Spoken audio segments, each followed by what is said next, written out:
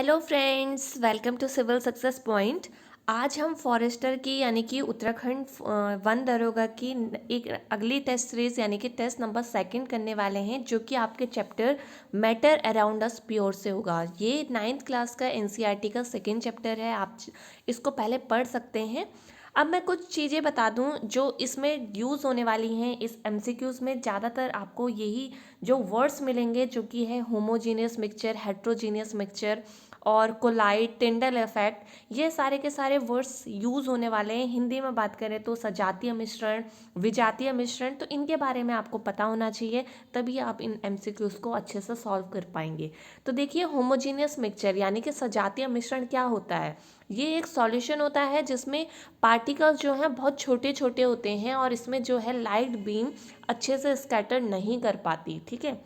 वहीं अगर heterogeneous mixture की बात की जाए तो ये जो इसमें जो पार्टिकल्स होते हैं सॉल्यूशन के, वो थोड़ा बड़े होते हैं और इसमें लाइट बीम जो है स्कैटर कर जाती है, ठीक है। यानी कि विजातीय मिश्रण इसको हिंदी में कहते हैं। वहीं एक और टर्म आती है कोलाइड। अब देखिए, मैंने आपको क्या बताया अभी, होमोजीनियस मिक्सचर वो होता है जिसमें सॉल्यूशन के पार्टिकल बहुत छोटे होते हैं, ठीक है। तो उसको क्या कहते हैं, हम होमोजीनियस मिक्सचर कहते हैं, ठीक है। तो वहीं कोलाइड भी ऐसा ही होता है, पार्टिकल्स में छोटे होते हैं, बट ये जो सॉल्यूशन होता है ये हेट्रोजीनियस होता है, यानी कि विजातीय मिश्रण ये होता है। इसमें आप एग्जांपल ले सकते हैं मिल्क का, ठीक है। मिल्क जो है यानी कि दूध जो है वो क्या है, उसके पार्टिकल छोटे छोटे हैं, आप नेक्ड आई से इन्हें देख नहीं सकते, पर जो है इसमें लाइट बीम जो है आसानी से स्कैटर्ड हो जाती है, तो इसलिए जो ये है हेट्रोजीनियस मिक्सचर है, ठीक है। वहीं एक और डिफरेंस है होमोजीनियस हेट्रोजीनियस मिक्सचर का, यानी कि सजातीय मिश्रण और विजातीय मिश्रण का। तो क्या होता है कि सजातीय मिश्रण जो होते हैं प्योर होते हैं, यानी कि शुद्ध होते हैं, और हेट्रोजीनियस मिक्सचर यानी कि विजातीय मिश्रण जो होते हैं वो इम्प्योर होते हैं, यानी कि अशुद्ध होते हैं, ठीक है। तो बस यही कुछ बेसिक टर्म्स हैं जो कि आपको पता होनी चाहिए, ठीक है। तो आज का टेस्ट शुरू करते हैं। क्वेश्चन नंबर फर्स्ट देखते हैं। तो और एक और बात, ये टेस्ट सीरीज़ ऐसे ही चलती रहेगी। जो नए हैं वो चैनल को सब्सक्राइब जरूर कर लेना, क्योंकि अब एग्ज़ाम कभी भी हो सकता है, ठीक है। कभी भी नोटिफिकेशन आ सकती है और आपको फिर एग्ज़ाम का ही पता चलेगा कि अब एग्ज़ाम है, तो इसलिए आपकी तैयारी अभी से होनी चाहिए। चलिए फर्स्ट क्वेश्चन देखते हैं। Rusting of an article made of iron is called, Hindi में देखिए, लोहे से बने एक वस्तु के जंग को कहा जाता है। ऑप्शन ए है corrosion and it is a physical as well as chemical change, यानी कि संक्षारण और यह एक भौतिक और रासायनिक परिवर्तन है। बी ऑप्शन देखिए, dissolution and it is a physical change, यानी कि विघटन और यह एक भौतिक परिवर्तन है। C corrosion and it is a chemical change, यानी कि संक्षारण और यह एक रासायनिक परिवर्तन है। और ऑप्शन नंबर डी है dissolution and it is a chemical change, यानी कि विघटन और यह एक रासायनिक परिवर्तन है। तो आपको बताना है रस्टिंग ऑफ एन आर्टिकल, यानी कि लोहे से कोई चीज़ बनी होती है, कोई धातु अगर लोहे से बनी होती है तो उसमें कभी जंग लग जाता है, तो वो जो चेंज होता है वो आपको बताना है कि ये क्या है, ठीक है। तो इसका आंसर है corrosion and it is a chemical change, यानी कि संक्षारण और यह एक रासायनिक परिवर्तन है, ठीक है। अब क्वेश्चन नंबर सेकंड देखिए, a mixture of sulphur and carbon disulphide is, ठीक है। मैं इंग्लिश में पहले पढ़ लेती हूँ, उसके बाद हिंदी में पढ़ूंगी। ए ऑप्शन है heterogeneous and show Tyndall effect, B homogeneous and show Tyndall effect, C heterogeneous and does not show Tyndall effect, और डी है homogeneous and does not show Tyndall effect. यानी कि सल्फर और कार्बन डाइसल्फाइड का जो मिश्रण है वो क्या है, विजातीय मिश्रण और टिंडल प्रभाव दिखाता है, सजातीय और टिंडल प्रभाव दिखाता है, सी विजातीय और टिंडल प्रभाव नहीं दिखाता है, और डी सजातीय और टिंडल प्रभाव नहीं दिखाता है। तो आपको बताना है जो सल्फर और कार्बन डाइसल्फाइड है वो क्या है। तो इसका आंसर है D homogeneous and doesn't show Tyndall effect, यानी कि सजातीय और टिंडल प्रभाव नहीं दिखाता है। तो डी इसका बिल्कुल सही आंसर हो जाएगा, ठीक है। क्वेश्चन नंबर थर्ड है, tincture of iodine has antiseptic properties, this solution is made by dissolving.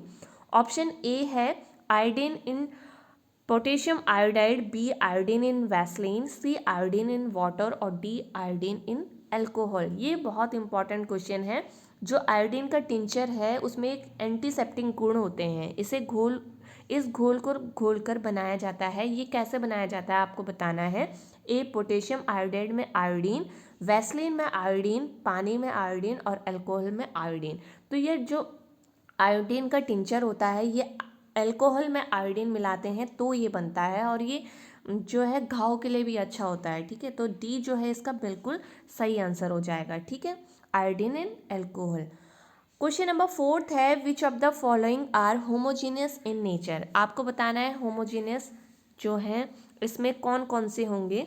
ठीक है, तो होमोजीनियस की प्रॉपर्टी क्या होती है, very small particles and pure substance. ठीक है, तो आपके ऑप्शन है आइस, वुड, सॉइल और एयर। ठीक है, और हिंदी में बात करें तो बर्फ, लकड़ी, मिट्टी और वायु। तो इनमें से जो होमोजीनियस यानी कि सजातीय प्रकृति के हैं वो है आइस और एयर। ठीक है, तो इसका आंसर हो जाएगा सी, first and fourth.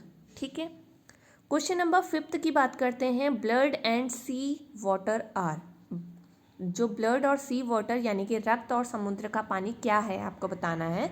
Both mixture, both are compounds, blood is a mixture, where is sea water is a compound, blood is a compound and sea water is a mixture.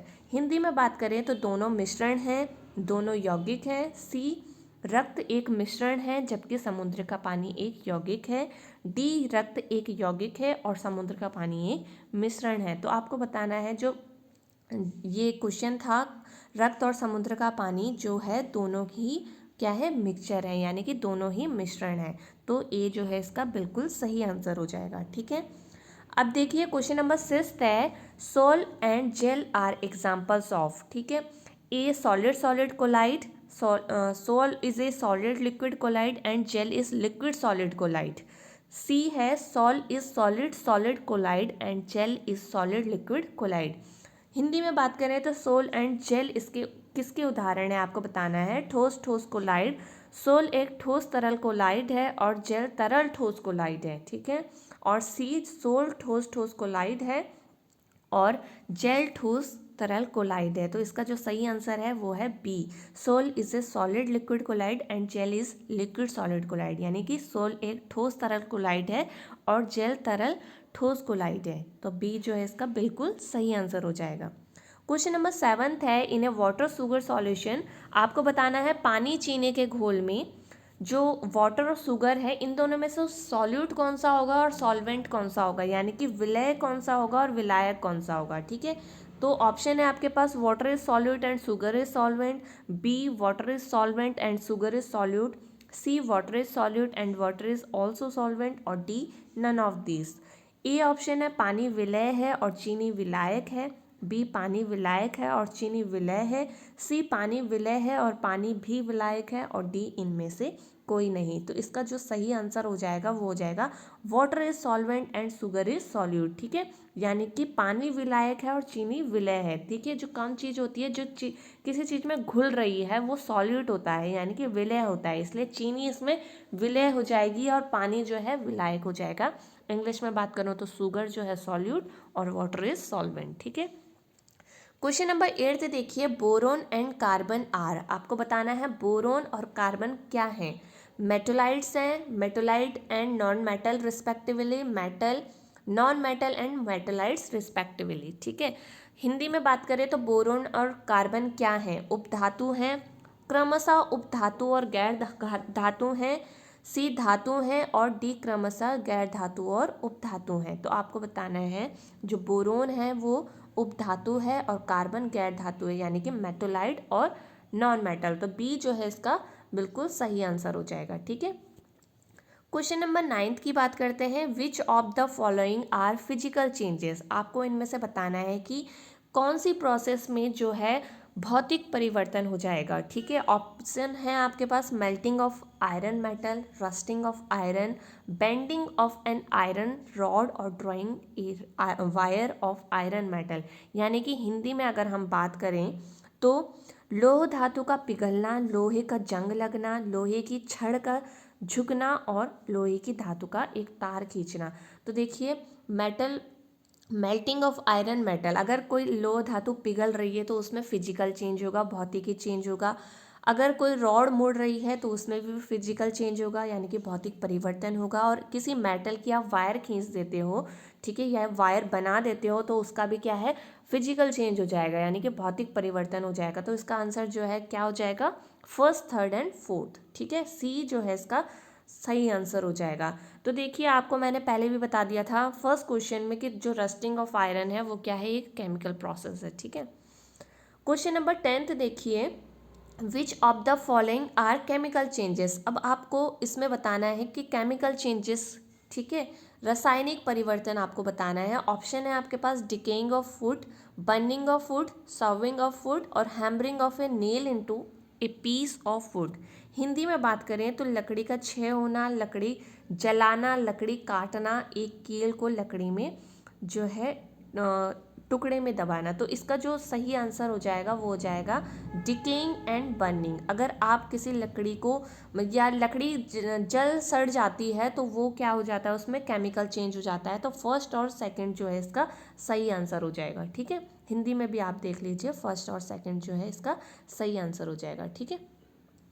अब देखिए question number 11 है, which of the following method would you use to separate cream from milk. अगर आपको दूध से cream को अलग करना है तो निम्नलिखित में से किस विधि का आप उपयोग करेंगे, ठीक है।